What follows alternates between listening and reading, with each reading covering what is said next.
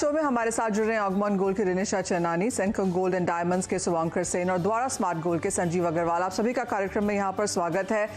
संजीव जी, आपसे ये जानना चाहेंगे कि जब हम ये सोना खरीदते हैं, क्लियरली हम ये जैसे बात करते रह रहे हैं कि ये बहुत सिंपल है, ऐप डाउनलोड करना है और सिंपल केवाईसी है। आपसे समझना चाहेंगे कि अगर कोई बिगिनर है जिसको यहाँ पर डिजिटल गोल्ड में इन्वेस्ट करना है, किस तरह की केवाईसी यहाँ पर की जाती है?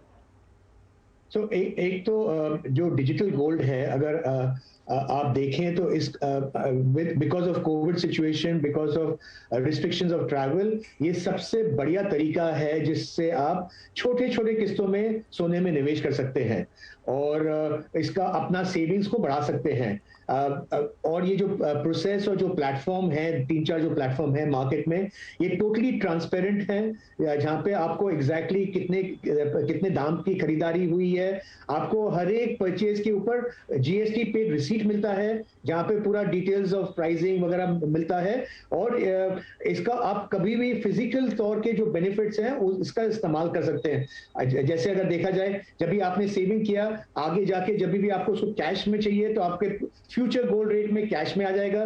अगर आपको उसको कॉइन या ज्वेलरी में कन्वर्ट करना है तो कॉइन एंड ज्वेलरी में कन्वर्ट कर सकते हो। और आगे जाकर के अगर उसके अगेंस्ट लोन लेना है तो उसका भी प्रबंध हो सकता है।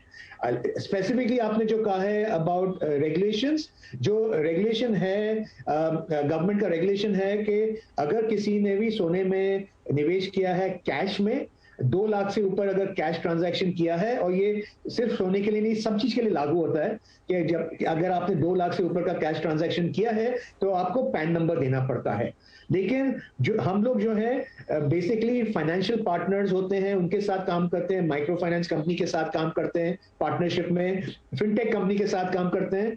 तो हमने एक एक्स्ट्रा प्रिकॉशन डाला है कि हमें कस्टमर का एड्रेस प्रूफ चाहिए और आईडी प्रूफ चाहिए अगर वो 50,000 से ऊपर करता है ट्रांजैक्शन, क्योंकि फिर उसकी 2 चीजें हैं। आइडिया पुलिसिंग की नहीं है, आइडिया है कि आगे जाकर के उसको सुविधा रहे कि उसका सोना गलत हाथ में नहीं जाए, और अगर उसको कुछ हो जाए तो हम उनको अप्रोच कर सके। क्लियरली तो काफ़ी रिंग फेंसिंग यहाँ पर की गई है कि इंश्योर करने के लिए कि प्रोडक्ट सेफ है, सिक्योर है, आपके केवाईसीज यहाँ पर प्रॉपरली किए जाते हैं। और जैसे संजीव जी कह रहे हैं कि आप 250 रुपये से शुरुआत कर सकते हैं, 50,000 2 लाख तक इसे ले जा सकते हैं। क्लियरली जैसे वो आप अमाउंट ऊपर लेके जाते हैं, थोड़ा सी केवाईसी यहाँ पर स्ट्रिंजेंट होती चली जाती है, लेकिन वो गवर्नमेंट नॉर्म्स हैं। एक छोटे से ब्रेक का वक्त है, लेकिन जब लौटेंगे तो बात इसी पर करेंगे कि रेगुलेशंस कैसे हैं, रिडीम इसको करना हो, डिजिटल से फिजिकल गोल्ड इसको अगर लेके जाना हो तो क्या कुछ प्रोसेसेस हैं, समझेंगे ब्रेक के बाद।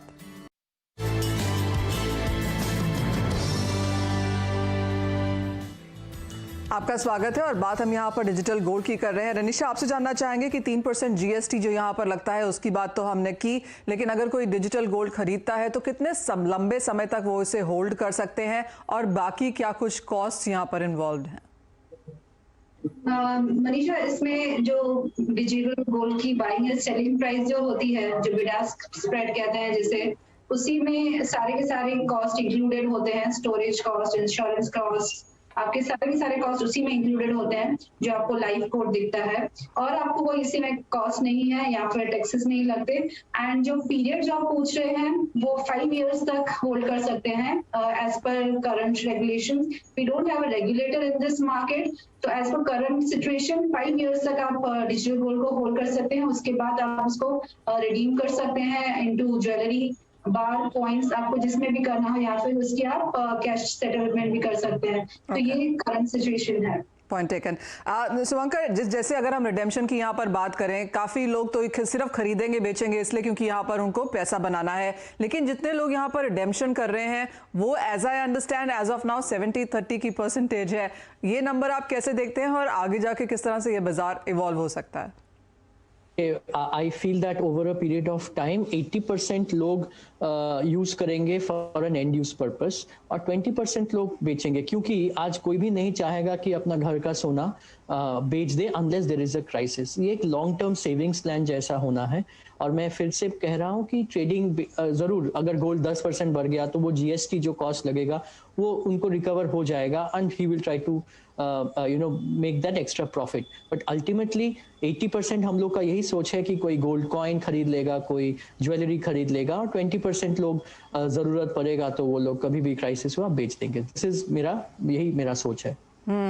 यानी कि लोग थोड़ा थोड़ा करके अपना सोना जमा करते रहेंगे और उसके बाद उसको फिजिकल गोल्ड के तौर पर रिडीम करेंगे, यानी कि कॉइन या ज्वेलरी वो लोग घर लेके जाना चाहेंगे। एक सबसे बड़ी बात जिसकी जो कॉन्वर्सेशन यहाँ पर डिजिटल गोल्ड में उठी है संजीव जी, वो रेगुलेशंस को लेकर है।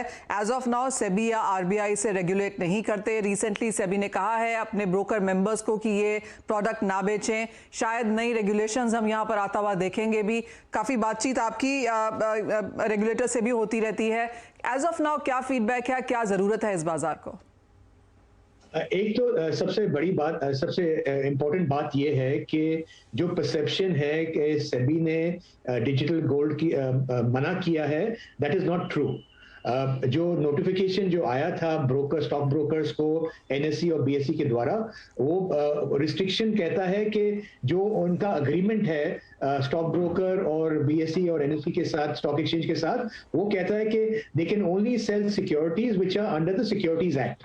और गोल्ड का निवेश फिजिकल ओटीसी मार्केट है तो वो सिक्योरिटीज एक्ट में नहीं आता है। और उनका डर ये है कि कुछ प्लेटफॉर्म्स जो स्टॉक मार्केट, बॉन्ड मार्केट के ट्रांजैक्शन करते थे, उसके साथ साथ डिजिटल गोल्ड का भी ट्रांजैक्शन दिखाते थे, तो they are giving a incorrect information.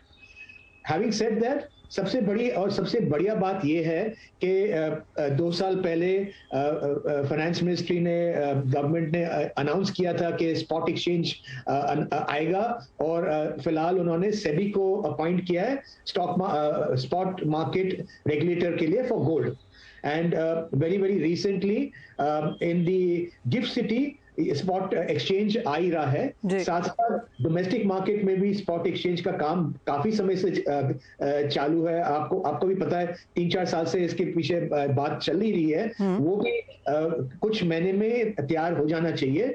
और जो गवर्नमेंट की सोच ये है कि जो डिजिटल गोल्ड ट्रांजैक्शन जो एक्सचेंज के ऊपर होगा, वो जो कहते हैं कि EGR, इलेक्ट्रॉनिक गोल्ड रिसीट के द्वारा होगा, और ये भी सिक्योरिटीज एक्ट में आएगा।